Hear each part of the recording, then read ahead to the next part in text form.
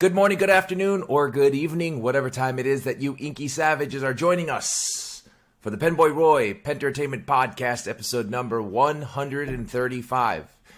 So I want to tell you a quick story, and this actually, believe it or not, leads into sponsorships. So don't fast forward because it's an interesting story. I actually got everybody in my office hooked on BRL Coffee from brlcoffeeco.com. No, I mean it.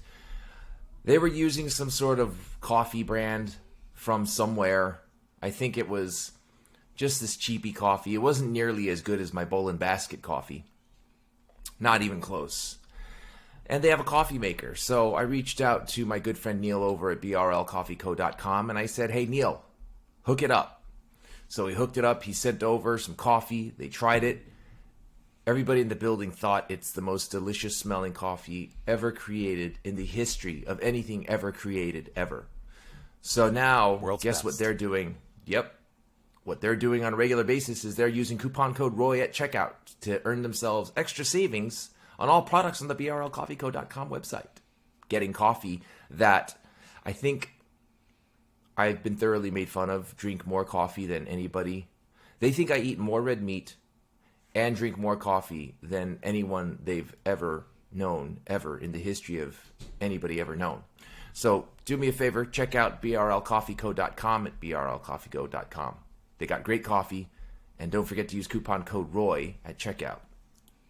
It's true. The other day I went to Outback Steakhouse while at work on the lunch break, and I ordered steak, the 15-ounce ribeye.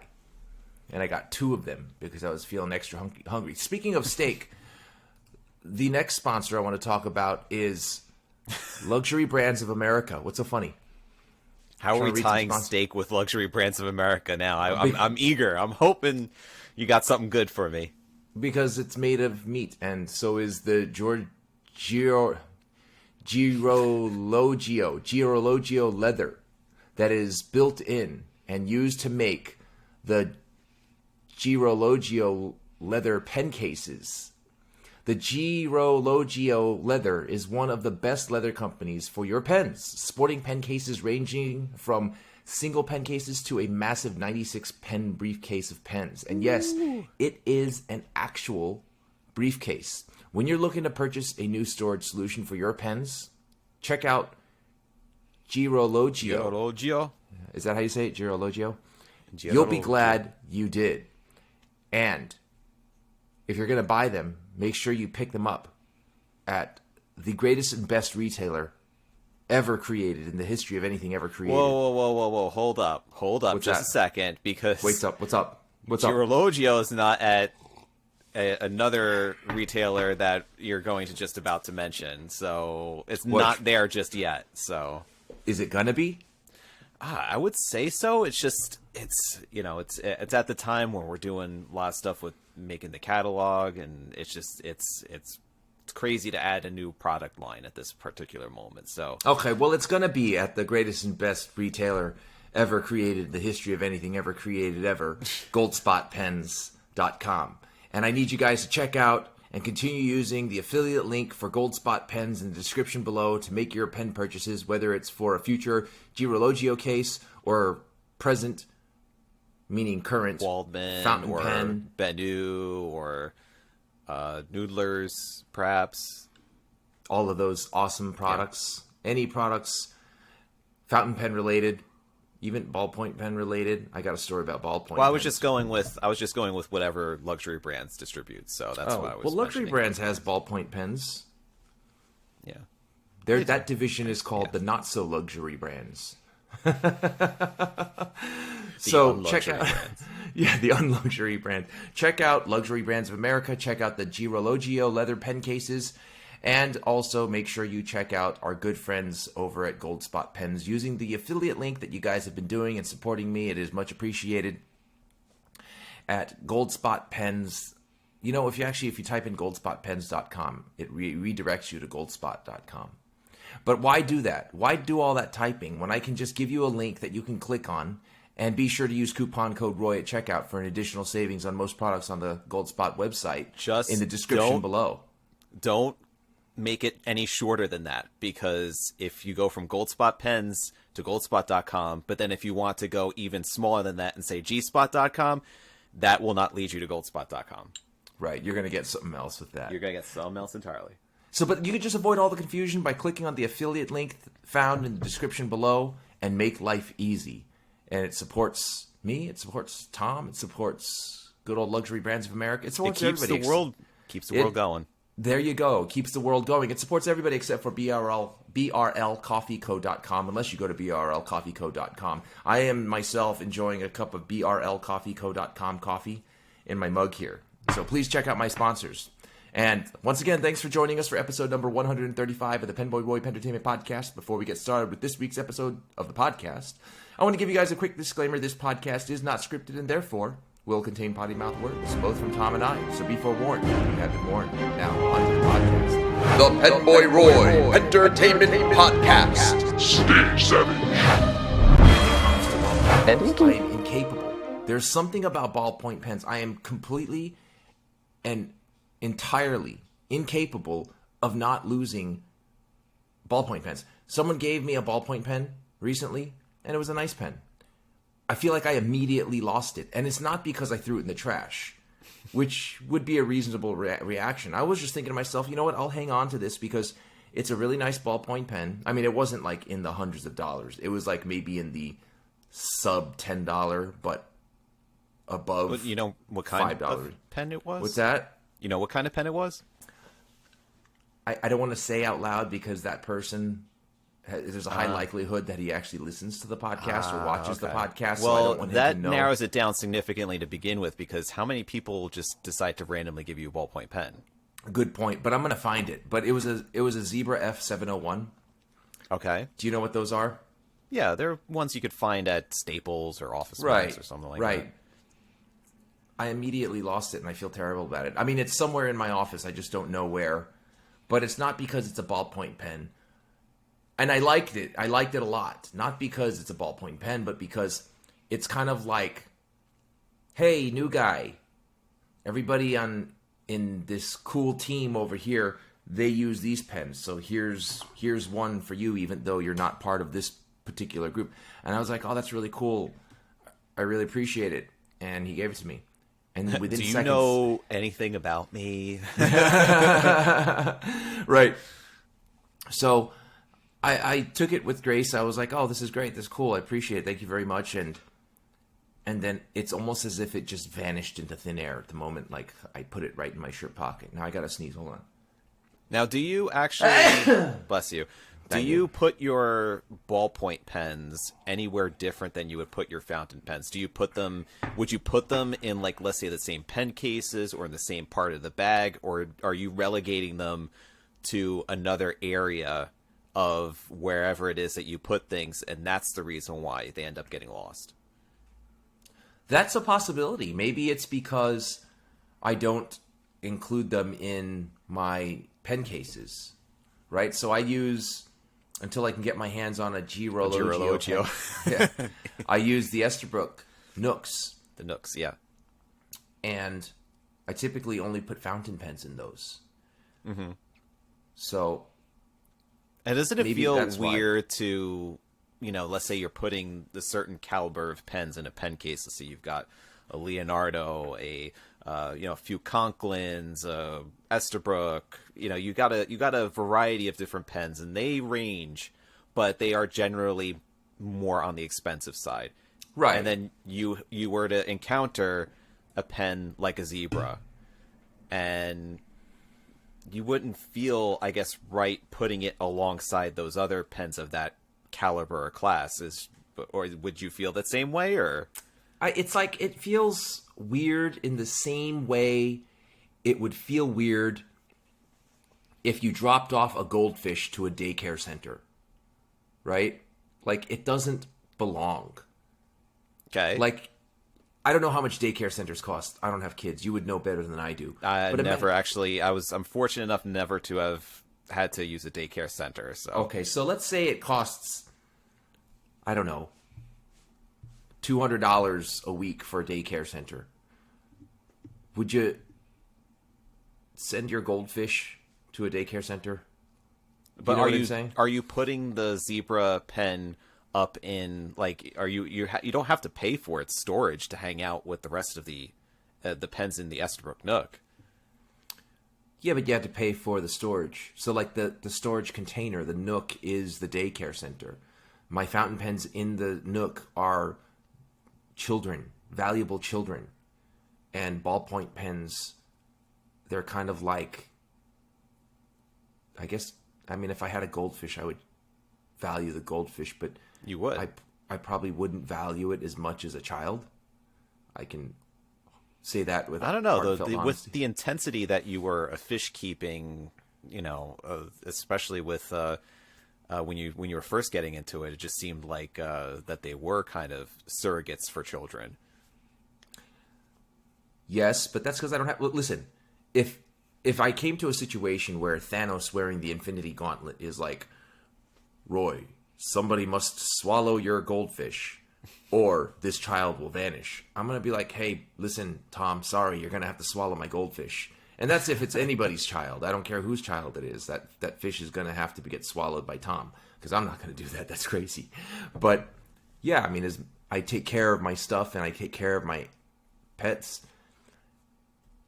I probably wouldn't value, like, I wouldn't choose the value of a child more, like, less than a goldfish. Having said that, though, if someone broke into my house and they threatened the lives of any one of my 3 cats, they're dead. They're dead. That person breaking in is just going to be missing. It's gonna be cat food. It's no.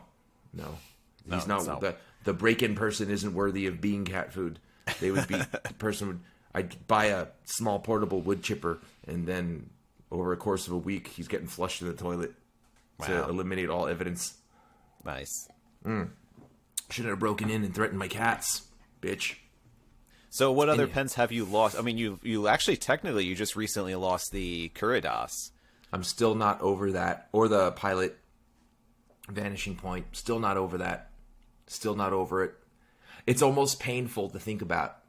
It's not almost painful. It is painful to think about, because I really enjoyed that pen, and I am almost now facing what seems like gun shyness. Like I'm having a difficult time inking up a pen and taking it to work because I'm afraid I'm going to lose it. You know, I'm afraid it's going to find itself missing. But in all fairness, I was so wrapped up in studying that I just don't even have any recollection of at what point or where it is I lost the Kuridas. I'm sorry, the vanishing point. The Kuridas I do remember because it was right after the exam, and it was just from hustling to get to the car, jump into the car, and I'm running down the streets and stuff. I even threw out my driver's license accidentally. I remember telling you that story. At first, I thought I threw out the Kuridas. It's not the case. I actually put it in my pocket, and then I'm running, and it must have just bounced out, and I didn't even realize it. So, but man, that blew balls, and I'm just really upset about those two. But there's bigger things to be upset about. Like, for example, I read something very upsetting the other day. I didn't know this, and I just found out. Did you know that if you just like dumped a hippopotamus in the middle of the ocean, he'll sink straight down to the bottom and he won't be able to reach the top? I guess so. Yeah. That's a fucked up way to kill a hippopotamus. In what scenario are you going through that length to subject a hippopotamus to such a fate? I don't know, but whoever does that is an asshole. Why would you do that to a hippopotamus? But the point is, very assholey, yeah. Right. Why would you just take a So hippopotamuses, they generally swim in shallow waters and rivers and stuff, right? Somewhere where they can actually jump from the bottom of the surface, propel themselves up, and reach the top, breathe, and go back down, and then they can hold their breath for a really long time. But if you just plunk a hippopotamus in the middle of the ocean, he's just going to go straight down to the bottom. And he's not going to be able to run to a shallow area fast enough. He'll drown. And he can't swim up. They're not good swimmers. Even though they have webbed feet, they're not good at swimming like fish, right? So he's stuck at the bottom. That's a really cruel way to off a hippopotamus. And I was wondering that because you see like hippopotamuses in pictures and videos where they're in ponds, lakes, rivers, I've never seen one in an ocean, so I Googled, can hippopotamuses survive in the ocean? And then that's when you got upset. Yeah, because one of the things I Googled was, that's exactly what I Googled. And then the answer that came up was a scenario. Well, actually, the Google search yielded results. And the Google search shows what happens if you drop a hippopotamus in the middle of the ocean. And then I'm just thinking to myself, that's just messed up. Why would you do that? That is so messed up. Right? And that, that was something that just came out of a very curious question. And then all of a sudden you just got yourself a little blue right there. I got worked up about the idea that somebody would possibly do that, even though I think in the history of humanity, nobody has been able to take a live hippopotamus, a full-grown hippopotamus. That just hippopotamus. sounds like an extraordinary waste of resources. Right. Like and someone energy. has to be very, very malicious to do that to a hippopotamus. Right. Or super strong, too, because hippos are really, really heavy. Well, that, and then also you have to take it out to the middle of the ocean, where it's deep enough where it's not going to come to the shore. Right. So, there's no scenario where that will happen and it's an accident, right? Because you're not going to accidentally shuffle a hippopotamus onto a boat, then accidentally ride that boat out into the middle of the ocean and then accidentally tip them overboard. But I wouldn't even do it for science. Like, sometimes you do some weird things for science where you subject, poor innocent beings to whatever type of environment to glean some sort of scientific learning. There's nothing scientific about that. That's just basically straight up just being bad to that hippopotamus. Right. But then that makes me wonder, how would the writer of the answer know that hippopotamuses can't live in the ocean? That Did is they true. try? Right? Yeah, well, there has to be some sort of attempt, I guess, at testing this hypothesis. Right. So I wonder how they know that hippopotamuses can't live at the bottom of the ocean. Someone needs to investigate the author of that answer. Figure out what's going on with hippos and that guy. It'd be terrifying as if the hippopotamus was actually able to live at the bottom of the ocean and Why would then that be terrifying? crossbred with an octopus. So you would have an octohippopotamus or hippopotamus puss. That should be your new... Hippopus. That should be... You know what, though? You should expand the Inktopus and make a hippopus. A hippopus. Hippopotamus. Hippopus. Hippopus. Inktopotamus. Oh, All right, write that dude, one down. Write that down. Inktopotamus, and you got to start making your own inkwells in the shape of a hippo, and call it the Inktopotamus. Inktopotamus. I like that. Yeah, Inktopotamus, and then It sounds like a Greek philosopher, perhaps. Like,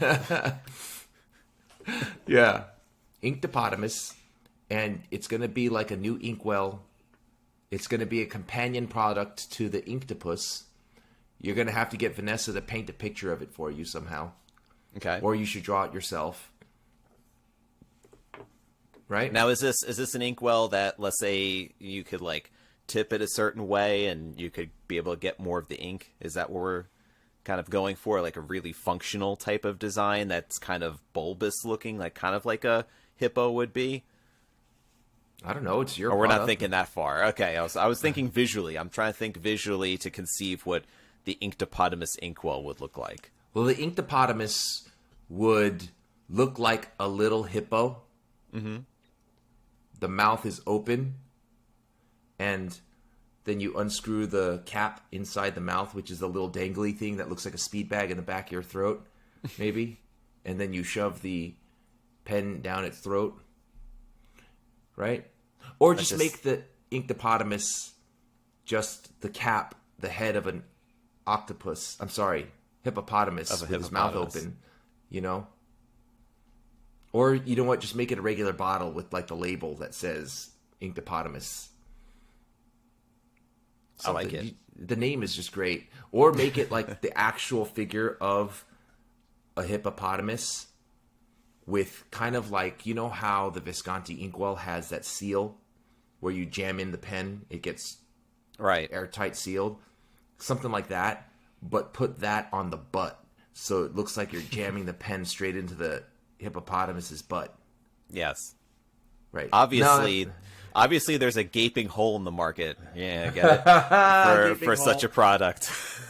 No, but I'm serious about the Inktopotamus. Mm-hmm. You should definitely make a companion product because the Inktopus is all by himself. Yeah. The Is there any other animals that have puss in it, like the Inktopotamus? There's the platypus. Platypus. Mm-hmm. That one can be the. I don't know. There's the pussy willow would be the other puss I'm thinking of, or are you making that up? no, it's a pussy willow. It's like a type of tree, right? Yeah, but that's not an animal that jives with the Inktopus. Oh, it's still just a organism, I guess. I don't know. It's just something that has the word puss in it. So, I mean, it just jives with the Inktopus. It doesn't have to be puss. But I think the Inktopotamus is something good. You should create a new character, make a new product out of it. okay. Whatever it is. Maybe a sticker at first, but then Inkwell will come later on. Yeah, Inktopus. I like it. Or a new design just for the pen cases, the pen sleeves. Right? Okay. Introduce a new character, the Inktopus. The Inktopotamus. Inktopotamus. There's so many like dissected words being put with ink. I forgot which is which now. I'm confused. So There's we're talking Inktopus about and a the hippopotamus that's now inked. And so we have an Right. Inktopotamus. Yeah. Yeah, the Inktopotamus. Maybe it'll just be like the footprint of a hippopotamus sticker. No, but then you got to make a character just like the Inktopus. I think that's the key. It has to be a really fun, cool character that also likes ink. Right. Fountain pens. So something like a hippopotamus holding a fountain pen covered in ink or something like that. Yeah. But not the half-bred like octopus and hippo combination, because I think that just might be too visually jarring for people. Right. But maybe just the hippopotamus holding a fountain pen covered in ink, something like that. Or a hippopotamus. You know how hippopotamuses like to wallow in the water? Just a hippopotamus wallowing in a little inkwell. Oh, that's cute. I like Right? that. Yeah. Yeah. Because they like to like just bathe and shit themselves all day long. So it could just be like the inkwell, and it's just got the hippo just kind of chilling in the top of the ink. That's cool. Yeah. I like that. Right? I like that too. I'm stealing these ideas, by the way. Well, I'm They're all giving them being to you so you stolen. don't have to steal them. Just market it as great ideas that you came up with on your own. It'll be, But- it'll have like the PenBoyRoy logo or something on it. Or it could be him eating a PenBoyRoy logo with a big smile on his face. You know, I was thinking, because we were talking about the hippopotamus and how violent that they are. I was thinking we could play on that and just have the hippopotamus like snapping a fountain pen in half with like ink going all over the place. Like do something really crazy like that too. Yeah, that might look freaky, but nothing looks more freaky than the previous iteration of the Inktopus that you put up. Remember, it looked like an angry alien that just like slaughtered people with ink splats all over the place. That was the anime style. Yeah, do you have that? Inktopus, Is yeah. there a way you can put that up on the screen so that everybody can see? I think I can. Yeah, that was take just a look here. that was such a disturbing iteration of your creation. Let's see if I could share this on here. Yeah, I'm glad that you gave up on that one. I'm pretty sure it gave many children nightmares. There it is. Oh, look at that thing. That's not bad art. I'm not saying whoever drew that drew poorly. I'm just saying whoever drew that, it scared the fucking shit out of me because it just looked like this weird creature, this alien slaughtered all kinds of people, and there's blood everywhere of different colors and stuff.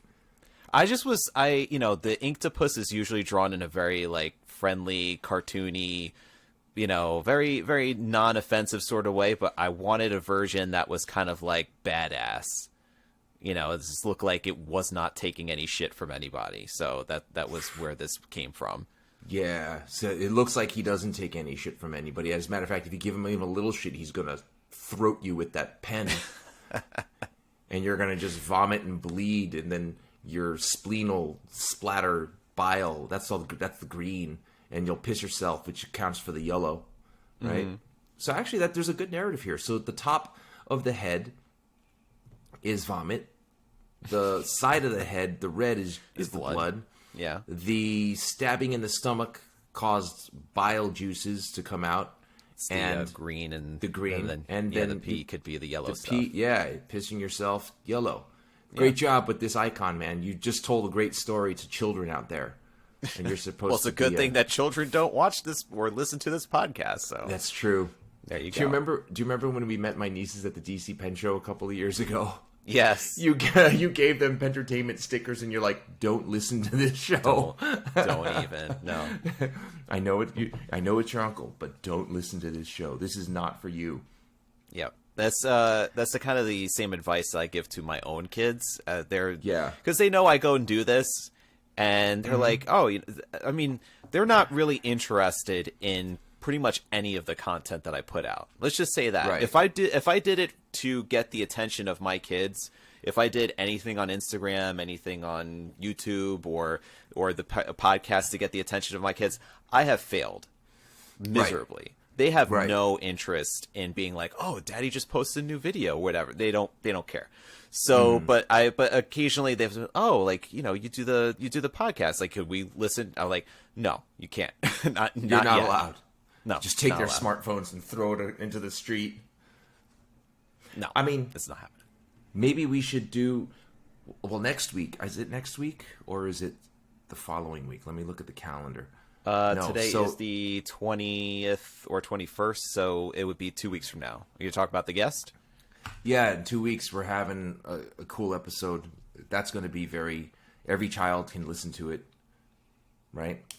Because hopefully we're going to aim for that. We're going to have a highly intellectual professional on the show. So there won't be any butthole talk or shoving pens in hippopotamus butts mentioned in 2 weeks. We're going to conduct ourselves with the utmost professionalism. I'm going to see if I can wear a suit. Maybe I'll wear. What we should both do. We should both do that. We should both wear suits because she's a doctor, and very intelligent, very brilliant. We should just wear suits, and then at some point both get up with like boxer shorts on.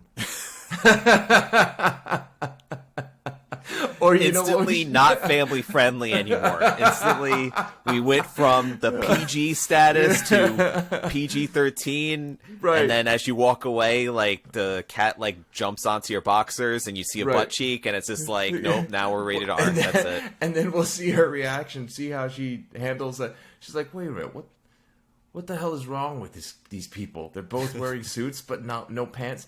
Or we should get the same suit. You wear the pants, and I'll wear the jacket, right? And then we'll both just walk around in front of the screen so she can see that we're both sharing. But it has to be something blatant. Like we have to get a weird, purple colored Joker suit. You have to get you have to get a type of suit that Harry and Lloyd wore in Dumb and Dumber. That's right. Yeah, should we send her a shirt so that she can wear it for the show? I don't think she would.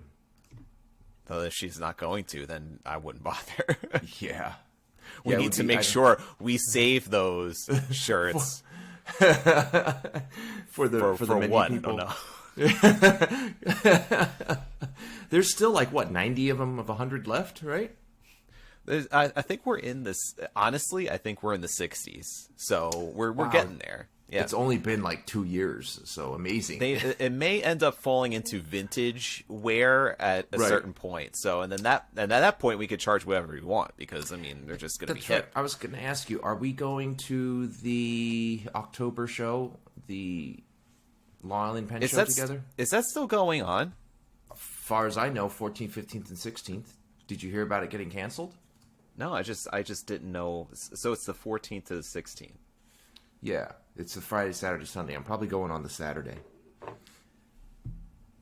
Are you going? See, 'cause I have to, because like ever since the kids went back to school, life has been just all about all the things that the kids do. So it's like the school, like I have, the reason why we're recording a little bit earlier than usual is that I have back to school night to go to for like 2 hours. The kids have got like practice. They've for soccer. One son does travel, and then both of them do rec. And then my daughter's doing cross country, and then like on top of that, it's just crazy. So that's like Columbus Day weekend, right? No, I think it's the week after. No, okay, so that's the week after. Okay, Right. Yeah, I think we're good. Oh, surprise! good. The 15th. Yeah, that's a Saturday. Ooh, I think we're actually good. Oh, nice. Because rec games are usually on Saturday. I don't care. I just want to know if you can go. Oh yeah. I can't wait for this conversation to be over. What game? Rec game? Rec, like a rec soccer game, recreation. So they both play on the same rec team. So that's why I say recreation. It's for fun. It's not the super competitive stuff that's usually the travel stuff. So Why isn't it not super competitive? because it's more for all. It's kind of like intramural, if you're familiar with that in college, where it's just like anybody could join in, and it's like girls, boys, like it's co-ed. So it's like you just go for having fun and exercise, and you learn some of the skills, but it's not super competitive where like we're like, oh, they separate the girls and the boys, and then all the boys have to be born of this year, and they have to that stuff could be like pretty far out there in terms of being competitive, but the recreational stuff is just more for fun and learning how to play the sport.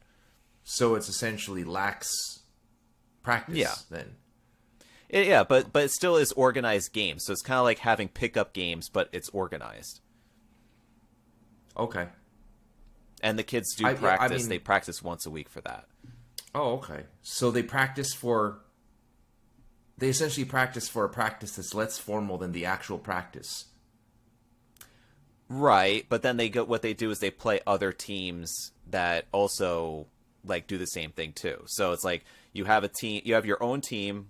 Everybody's got the nice shirts that they all wear together that have like their numbers and the team name on them, and then they play other teams that also practice once a week. But it's just all for fun. It's co-ed. They just go out there, have a good time. But they play to win, because they're kids. They can't help but being competitive. But they have a good time with it. Okay, so it's a less organized version of a game where people are not competitive, however, they're competitive anyway. And it's less formal, but they all wear uniform shirts. And it's not for the sake of competition, but there is a winner and a loser. Yes. Okay, that whole thing sounded like bullshit to me. It sounds like it's just games, right? Just games. It is games. But Right, like there's okay. a difference between that and then what my son does, which is travel soccer, which is a lot more. It's travel club soccer, so he belongs to our home club that then goes and travels to other towns where they play kids who are super serious and really love the game, and they practice multiple times a week, and they also practice with a trainer who then they develop the skill sets and they really work on their endurance, and it's a lot more serious and a lot more involving than just playing the recreational version. Oh, I've never was able, like as a kid, my mother would never allow me to be in any team-based sports or any sports when I was a kid. So I didn't actually discover this until I was old enough to discover this about myself. But you did do karate, though. I did martial arts and stuff like that, but that was my early teens. And what I found out in my early teens, which is something I wish I found out as a child, is I'm extremely competitive. And I guess because it's martial arts, the stakes are just as high as a game, though. Right. Losing just means you got the shit beat out of you. So you're not going to you can't tell me, hey, we're going to have a rec match between you and this other guy. It's just casual fun. You're going to fight this guy just for fun. I'm sorry. If I were the coach of a rec team like you're talking about, I'm putting together a team that's going to slaughter them other kids. Right? I'm going to make sure they're getting sleep. I'm making sure that they're doing push-ups, sit-ups. I'm making sure they're doing sprints and dashes. And then we're going to show them, be like, hey, this is a great game. That other team, you eat those other kids on that other team up, and they're going to win. And there's some people, there's some coaches that kind of take it to that level. I see it. But certain people, because they only have their kids in rec, treat rec as though they need to win at all costs. Right. I think that's the mentality that everybody needs to go into. Let me tell you a story. My lovely wife used to box a lot. And then one time she got invited to train with this other girl who's getting ready for a fight. And the trainer is like, oh, he sees my wife wrapping her hands. He's like, oh, you don't need to do that. We're going to go real light. We're going to go and just, go some light sparring. It's really informal. And my wife believed it. And this guy, this fucking piece of shit, puts her in the ring with this other girl who's getting ready for a fight. And that other girl was going full bore sparring for a fight. Oh, no. And my wife wasn't ready for that, But my wife being tough as... don't get confused by the way my wife looks and the way my wife is. My wife is very pretty. She's petite. But she can fuck people up. Harshly. She's fast. She hits hard for someone who's 115 pounds. I'm talking hard. So I remember she didn't wrap her hands. The other girl had her hands wrapped already. But after the first few punches, my wife realized that this other bitch is throwing hard. So my wife started going hard. The thing is, when my wife goes hard and she goes fast. Yeah. So she's dropping punches and bunches. And then all of a sudden, everybody's like, oh, calm down. So she'll slow it down. She'll bring it back. And then this other girl's trying to tear her head off. And then my wife is really good with head movement. She's, she has strong legs. So she's good at up and down, moving up and down, lateral movement. And then she starts piecing this bitch up. And then all of a sudden, everybody's like, oh, calm down. And my wife stopped listening at that point. She was no, I wouldn't because you were brought in under false pretenses too. It's like, I'm not going to listen to you anymore. Yeah. I can't trust you to begin with. And she just stopped listening, and then she started laying into this other girl. This other girl was 25 pounds heavier than my wife. So then they were like, afterwards, they were like, oh, she's got a fight coming up. You can't go hard like that. My wife was like, fuck you. She went hard on me. If she doesn't want to get hit, she shouldn't be coming after me like that. Right. So that's something that happens a lot at boxing gyms though too. They'll take someone and they'll just lie to them or tell them something dishonest and be like, oh yeah, they're just going to go light. And they're just using that to boost the other person's ego, just like a feeder. But you picked the wrong person when you chose my wife, because I've seen her lay out a full grown 165 pound man during sparring one time. That being you. No. Listen, I was her first trainer, may I say. Nice. But I remember, I think this was years ago. This definitely was years ago. This was my first full solo teaching a class in kickboxing. And I was teaching a kickboxing class, and I remember this one dude didn't take her seriously. And he's one of these guys that thinks he's just better than everybody type headset. So when you put a small female in front of him, he's not taking her seriously. But for some reason, he's still trying to tag her hard. And I remember she gives people chances. She'll be like, take it easy. And he went after her again, acting like he's not even trying. But then she, like I said, she's really good with her ducking and weaving and lateral movement. I just remember she just ducked, stepped around, hit him with an uppercut and a hook, and bam, that was it. And I'm like, oh no, he's going to cancel his class program now. That's lost revenue right there. Yeah. I'm like, that just cost us a student. That knockout just cost us revenue. Because nothing hurts a dude's ego when someone half your size, who's a cute little Asian girl, lays you out. Right? Nothing hurts your ego. Some people pay for that privilege, I guess. Right, yeah.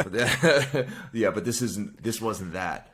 So But yeah, I don't know how to play a non-competitive game if the game in itself is... Soccer ain't like that. Soccer is not about laying people out. I mean, but see, that's the thing, is that's really what a lot of the difference is when you watch one of my son's games when he plays a travel and you watch a rec game, is that they are much, much more physical playing travel. Like the boys will push each other. They'll go body up on each other. They'll be doing slide tackles and things like that. So they will really, be physical out there, and they get a lot more fouls called out there too. But the nature of the game is to be competitive, right? That's like, I mean, what is the point of playing a game if not to win?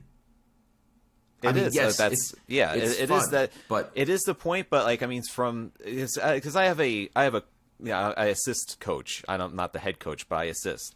And the particular the philosophy behind, like, usually what I'm involved in recreational sports is that, because you have such a wide gamut of skill sets, like you have the ones that are super competitive that play travel and that really are invested in the sport, and you have the ones that are just looking to do this for fun and some exercise. And then there's some kids that the parents just want them to move, so they just put them in a sport and they're like, here, go do this. And they have but you're also not telling much experience them, at all. You're telling them it's not a big deal if you don't win. I never said that. I mean, just saying that your primary goal is to just be out there, is to have fun and play your best. Just try to use what you learn and hustle out there, give it 110%, like run. We don't like it when people are walking around. If you walk, we got other people on the bench that could come and replace you. We could swap you out. This is play hard, but like, we know that they can't play, that there's kids that are not going to be able to play to the same level as the other kids that are on the team. Oh, I see. But they I like do best that they can. So you're basically saying it's a way of giving kids who suck a chance to play the game with people who don't suck. Right. As I'm saying, like, nice. there's a large group of kids, and they're all from different backgrounds when it comes to their experience with the sport. So I see. That's good. Yeah. But they try to win, though, right? Oh yeah, they always try good. to. Yeah. Yeah. Because I think that's good, because it gives kids a way to gauge where they are in the skill level, right? So they can have goals.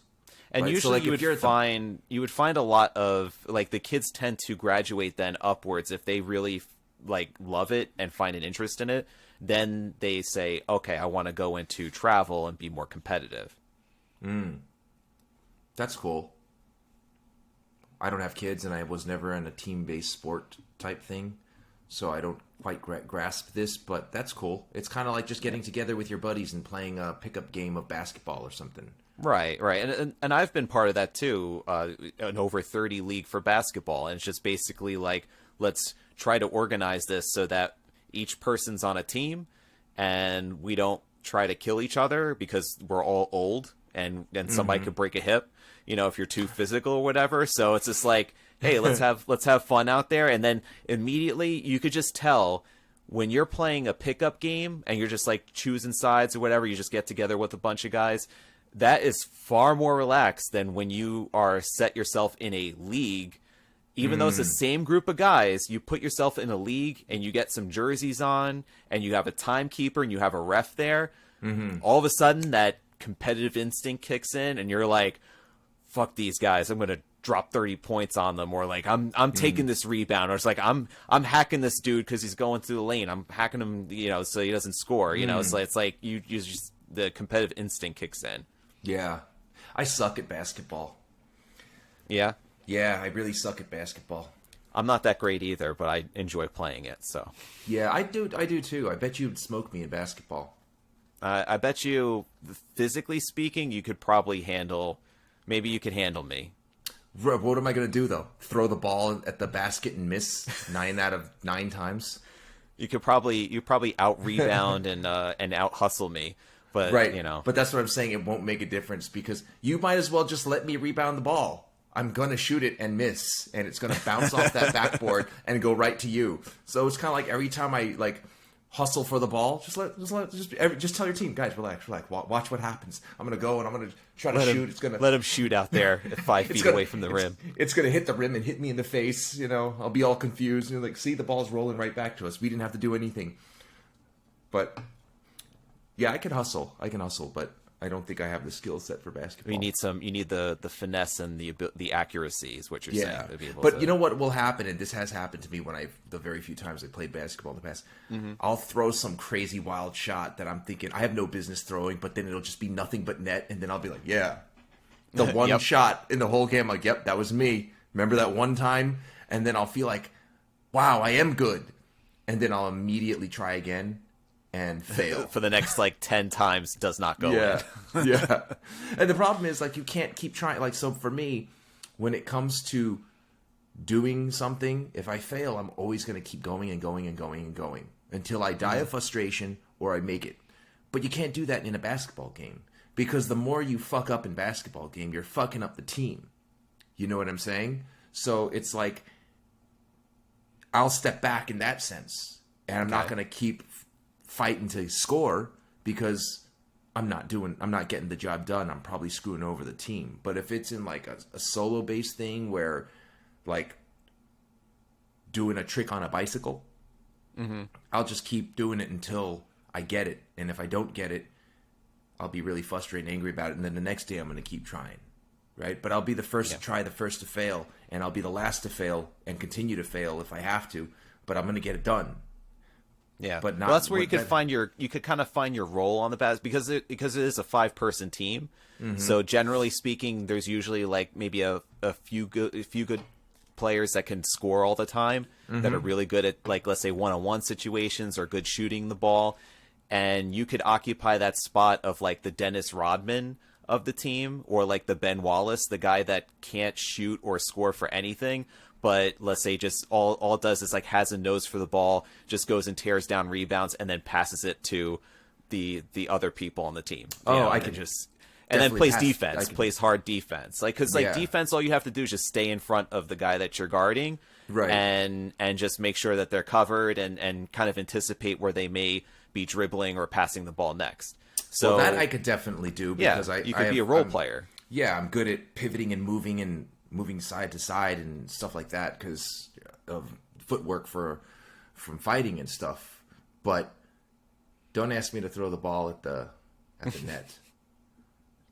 I just don't have that kind of finesse or skill set. Actually, a couple of years ago, we went away and rented this really huge mansion, Airbnb, just for vacation, and it had a basketball hoop. And that's cool. So my wife videotaped me dropping some buckets, right? That's what they call it, right? Dropping some buckets. And if you watch the video, there's 3 30-second clips of me just whoosh, and then hitting nothing but net. What I don't tell everybody is that's the course of 3.5 hours, and those are the only 3 that I actually hit. You had the camera set up on a tripod, and it was just for hours on end recording. She was actually yes, finally got it. She's recording. She's like, "Can you actually hit one this time?" And I think I did a total of 3, and I had to cut those parts out, and then out of an entire 4 million hours, there's only 20 seconds of me hitting net. So nice. Yeah. But that's the part that made Instagram. Right. Those are the parts I didn't show. I don't think anybody would at all enjoy watching an hour's worth of me missing. Then getting frustrated and throwing the ball as hard as I can at the net. Definitely won't go in then.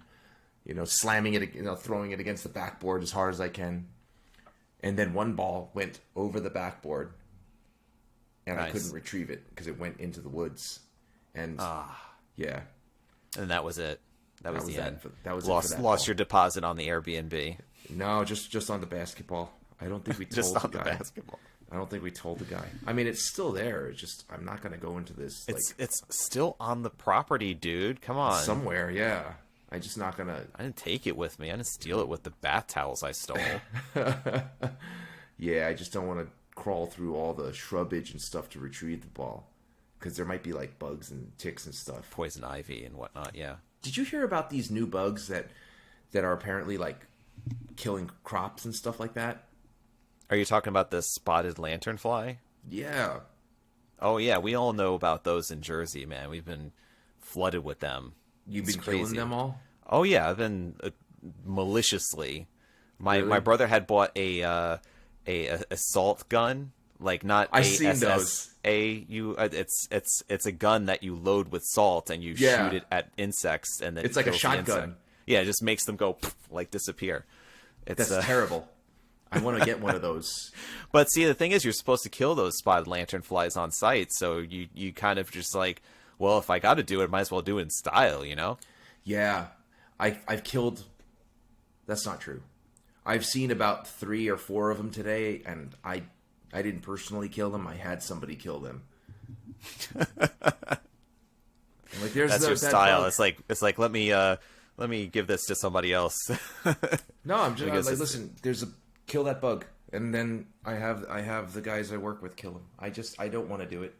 I don't want to do it. To me, it's I know that the bugs cause a lot of problems and stuff like that, but I don't know. Like, I get that they chew stuff and kill stuff, right? Like they poop, and the poop causes damage. Well, their main source of sustenance, that's the reason why they're not very so like they don't really bother animals or humans that much. They derive most of their sustenance from sucking like the sap out of like trees, like hardwood trees and vines. So I think really I've heard it in a couple of contexts where the wineries are nervous because they like the vines, so that they'll go and attack the grapevines, and then the grape vines will be less hardy during the winter, and then they'll end up getting killed off, and then by the spring nothing's happening. So that's why I've heard it in the context, because it has said before in the information that I've read on like the New Jersey agriculture website. I did some digging around on this because I started seeing them in my backyard, and I'm like, why are they just I need to report this, right, as somebody I could report to, and you can report it. And they had said it's kind of like they affect commercially important crops. So I think that might mean wineries possibly. So but yeah, I had no idea actually, because they show you pictures of what they look like as an adult. Never seen what they look like when they're like the nymph with like the smaller stages. And I had in the spring a whole bunch of them on a tree that I cleared out in the front yard. And because they didn't mess with me, I was just like, I'll leave you guys alone. You guys like kind of look cool with your black and white speckles. You're fine. I'll leave you alone. Didn't realize that those were them, but like the younger version of them. And I let them all live. And I was like, oh man, I feel bad about this. I should have killed them. Well, I mean, I actually lied. I actually killed 2 of them myself the other day. I was walking, and it just literally landed in my path. And I didn't feel good about it, but I just stepped on it on purpose. Yeah. There was one that was actually in the grocery store. I heard a kid go, ah! like just all of a sudden just like scream, like, because they just saw it just like on the floor. And my daughter walks over to it and just like kills it for the kid. That's awesome. That's awesome. It's just like protecting him. It's like, I don't know. I just feel it's just kind of cruel. Like they're telling people in the news just to kill these things. You know what I mean? Like, I guess it's. I know. I understand it's a nuisance and stuff, but like they didn't really do anything wrong. They're not meaning to do anything wrong, right? maybe this is like preconditioning for us to like attack bigger things. You know what I'm saying? Like maybe this is like propaganda to like make us then just like, oh, well, remember those spotted lanternflies? Well, guess what's next on the list of animals that Zombies. You know, it's like they're preparing conditioning us. Exactly, they're preparing us to destroy bigger things, I suppose. I don't know. So, Or they just don't want their wine. They just don't want anything fucking with their wine. yeah, because God forbid anything else increases in price. It's like all of a sudden wine just becomes astronomically expensive, more so than it is already, and you've got, normal $5 wine is now like $50 because all of the crops died because of spotted lanternflies. Right. They should make a wine company called the Spotted Lantern. I'm sure somebody else has thought of it already. I get a lot of them in the pool, actually. They fly in the pool, and die? those stupid little fuckers, they just end up just they can't figure out their way to get out of the pool. They just land in it, and then they end up getting sucked into the filter, and then I just end up cleaning them out of the filter basket. So You're doing your part without even trying. Without even trying, apparently. Everybody should just get an in-ground swimming pool with a filter. That's the best solution to these spotted lanternflies. Yeah, apparently so. They're actually very pretty and colorful bugs, though, aren't they? They are, and they're tough to kill when they just land on something because they're very quick at being able just to kind of spring away. So really, you have to, they're today not alone. easy. Today alone, I seen 3 of them get stomped on, no problem. And then the other day, I stomped on one, and then the second one, I swatted with those stupid fly swatters that if you push a button, it supposedly fries them. It looks like a tennis racket. Oh yeah. Yeah, it's got the battery with it, so it zaps them at the same time. But I smacked that motherfucker with a backhand, and it went flying, right? And I swung as hard as I could, and when I hit it, I could feel the, you know what I mean? Yeah. And then I saw the bug go flying. Then only after I realized that it was a spotted lanternfly. But I'm exactly like you. If I try to keep peace with all of the animals in the animal kingdom, including insects too. If you're not messing with me, if you're not terrorizing my kids in the house with a spider or something like that, I will. I've even taken stuff outside, like bugs at work or whatever. Yeah. Oh, could you take? All right, I'll take that stink bug. I'll let it free outside, whatever. But the fact that you could that you're encouraged to destroy the spotted lanternflies, right. it kind of cuts counter to my natural. Exactly. But I kind of still enjoy it somewhat. So when I go for walks and stuff with my wife, and we see after a rain, for some reason all the earthworms, they come up and they hang out on the sidewalk. Yeah.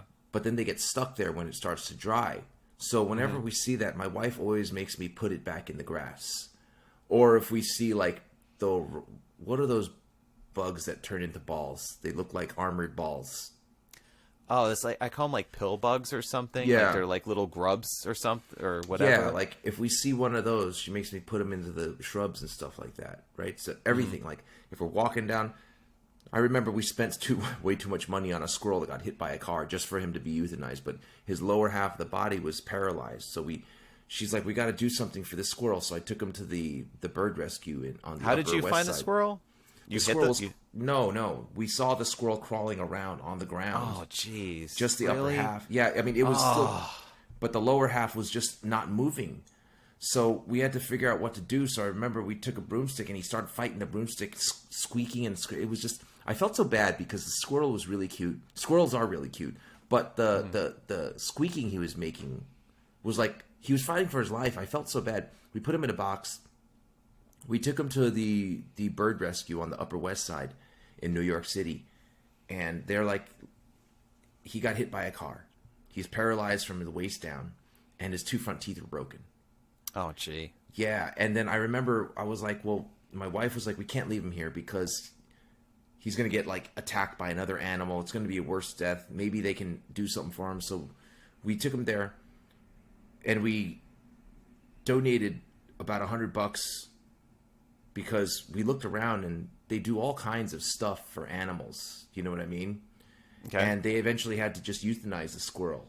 And I felt really bad. I'm this sucks. This is his only way out. So when it comes to things like that, my wife is always hey, pick up that worm and put him in the grass, or pick up the roly pill bug and put him in the grass and stuff like that. Mm-hmm. And like you said, just to suddenly do the exact opposite, where we're going to see a bug and immediately let's go squish him. Mm-hmm. It goes against my nature. Even when my wife is not there, if I'm at work and stuff like that, I'll be wait, stop. And then I'll pick up the bug and put it somewhere else. Not because I personally want to, but I feel my wife is not there, but if she were, she would want me to do that. You know what I mean? She's not with, she's working. She's not here, but if she were here, or rather, if she knew that I just left the bug to die, she'd make that sad face that makes me feel guilty. And then I would say to myself, I wish I didn't tell her about the bug that I let die. Why won't she pick it up? She doesn't want to touch the bug. She doesn't want to touch it? No, she doesn't want to touch a bug. Okay. That's what I'm there for. Right? I suppose so. Right. But I feel like at that point though, it should be up to you. It's just like I decide whether or not the bug lives or dies because I'm sorry. you know. You are married, right? Yes, I am. Right. So you do know what happens if like your wife is like, "Oh, pick up that bug and put it somewhere safe," and you say no. Actually, my wife usually encourages me to do the opposite. It's like, kill that motherfucker. I can't look at it anymore. I can't bear to know it exists in this world. No. You must kill it. No, I'm but like, you know what? no, The thing is, let me save it. Let me put it outside. It's like, no, kill it. my wife is the reason why I've developed a very compassionate side. Like, I'll catch a spider in the house and then I'll put him outside. Yeah. So, yeah. And then I'll do it even when she's not around. When she's at work and I'm at work, I'll do it just because she that's what she wants me to do, so I'll do it. On that note, though, we got to kill the episode because I have a back to school night to head to. Let's just put it outside. We don't have to kill Let's it. just put it outside. Well, listen, you enjoy your back to school thing, and I just want to say I'm so glad I don't have to go to that. It sounds like a lot of non-fun, but in any event, go back to school again. Yay! Yeah. Well, yeah, and I got to get to bed soon because I wake up super early. But episode number 135, folks. Thanks for joining us. Love you guys. Be well. Be safe. Stay inky. Potamus.